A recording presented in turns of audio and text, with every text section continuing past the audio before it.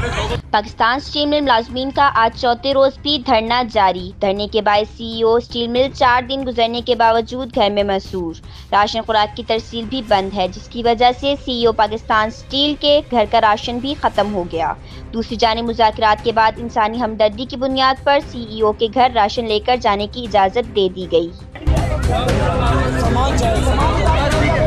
4 दिन से steel mill जबरी बरतरफ मुलाजमीन का सीईओ की रिहाइशगाह पर धरना जारी और राशन की कमी की वजह से बाहर राशन अशिया खुर्दनोश मंगवा ली गई, जबकि ख्वातीन का शदीद एहतजाज जारी।